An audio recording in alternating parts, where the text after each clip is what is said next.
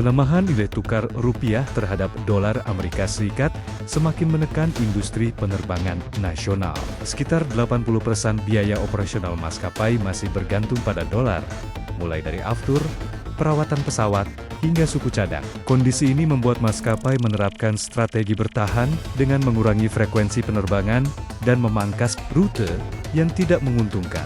Saat ini, maskapai memilih fokus pada rute yang dinilai mampu menutup biaya operasional dan menjaga keberlangsungan bisnis. Menteri Keuangan, Purbaya Yudi Sadewa, membantah rumor yang menyebut S&P Global Ratings akan menurunkan peringkat utang Indonesia. Menurutnya, kondisi fiskal Indonesia masih terjaga dengan baik dan tidak ada alasan untuk khawatir. Di tengah beredarnya isu tersebut, S&P justru memberikan peringkat kredit BBB dengan outlook stabil kepada PT Danantara Investment Management, sejalan dengan peringkat kredit Safron Indonesia. Ya, pemirsa, kita bergeser ke informasi berikutnya. Pemirsa, masih dari emiten terkait dengan emiten produsen air minum dalam kemasan. PT Sariguna Primatirta Tbk tetap optimistis mampu menjaga pertumbuhan penjualan di tahun 2026 meski kondisi ekonomi penuh dengan ketidakpastian. Ya, hingga April 2026 daya beli masyarakat masih terjaga di kisaran 5,61% menjadi landasan keyakinan perseroan terhadap prospek kinerja di tahun ini. Di sisi industri, pertumbuhan industri AMDK setiap tahunnya tercatat konsisten di kisaran 5 hingga 8%. Pertumbuhan industri yang selalu konsisten tersebut mampu menjadi indikasi mengenai adanya permintaan yang tetap kuat di tahun ini. Pada kuartal pertama tahun 2026, perseroan mencatatkan penjualan senilai 774,4 miliar rupiah, naik 15,8% year on year dengan laba bersih konsolidasi tumbuh 5,2%. Lebih lanjut, untuk menjaga momentum, perseroan menyiapkan ekspansi kapasitas produksi melalui 3 pabrik baru di Palu, Pontianak, dan Pekanbaru yang akan beroperasi pada kuartal 3 dan 4 tahun ini. Selain itu, perseroan juga meluncurkan produk baru untuk segmen premium seperti hotel dan restoran.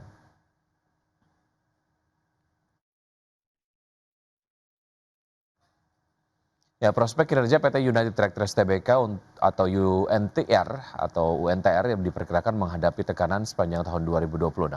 Hal ini menyusul revisi turun target operasional di sejumlah segmen usaha serta pemangkasan belanja modal oleh perseroan. Prospek kinerja PT United Tractors Tbk atau UNTR diperkirakan menghadapi tekanan sepanjang tahun 2026. Hal ini menyusul revisi turun target operasional di sejumlah segmen usaha seperti pemangkasan belanja modal oleh perseroan.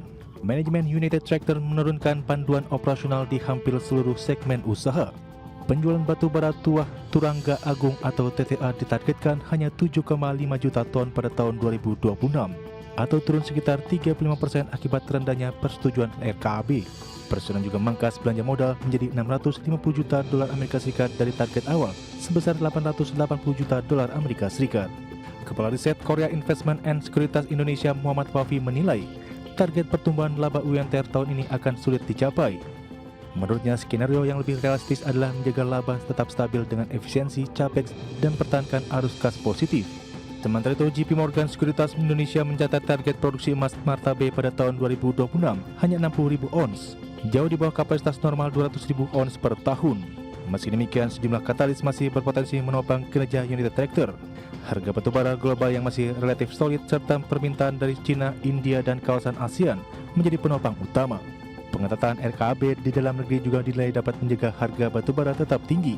Selain itu, normalisasi operasional tambang emas Martabe pada paruh kedua 2026 berpeluang mendorong pemulihan kinerja perseroan. Berbagai sumber untuk ID Action.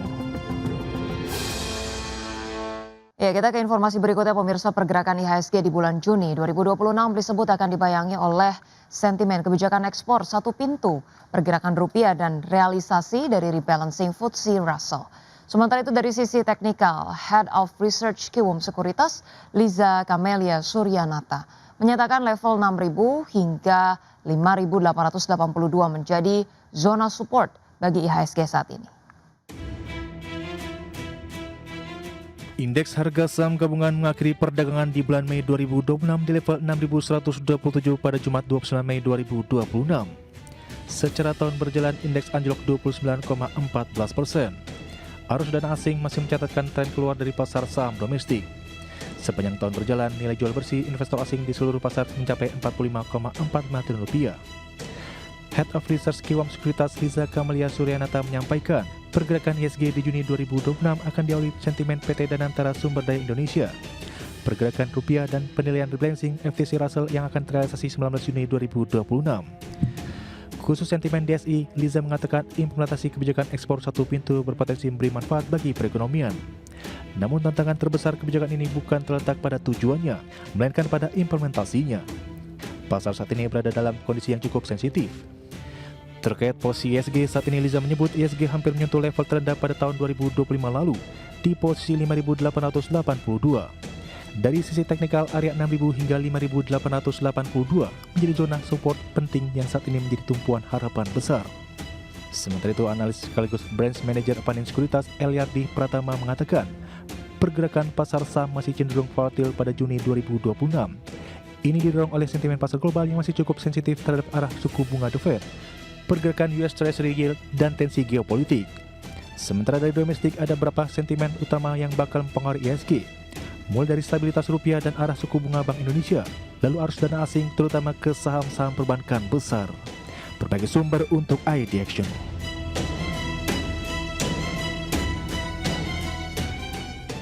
Pemirsa, harga minyak melonjak lebih dari 4% pada perdagangan Senin setelah kantor berita Iran Tasnim melaporkan Teheran menghentikan negosiasi tidak langsung dengan Amerika Serikat. Laporan itu juga menyebutkan Iran dan sekutunya tengah menyiapkan langkah untuk memblokir sepenuhnya Selat Hormuz serta berpotensi mengganggu jalur pelayaran strategis lainnya. Ya, pemirsa, ketegangan di Timur Tengah meningkat dalam beberapa hari terakhir setelah Iran dan Amerika saling melancarkan serangan. Minyak mentah berjangka Brent ditutup melonjak 4,2% ke level 94,98 dolar per barrel. Sedangkan minyak mentah berjangka West Texas Intermediate naik 5,5% ke level 92,16 dolar per barrel.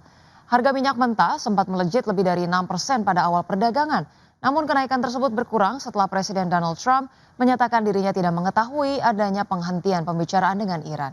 Meski demikian, kekhawatiran pasar tetap tinggi. Sebelumnya harga minyak mencatatkan penurunan bulanan terbesar sejak Maret 2020 sepanjang Mei lalu, di mana dengan Brent dan WTI masing-masing kehilangan sekitar 17 hingga 19%. Didorong oleh optimisme bahwa Washington dan Teheran hampir mencapai kesepakatan untuk meredakan konflik.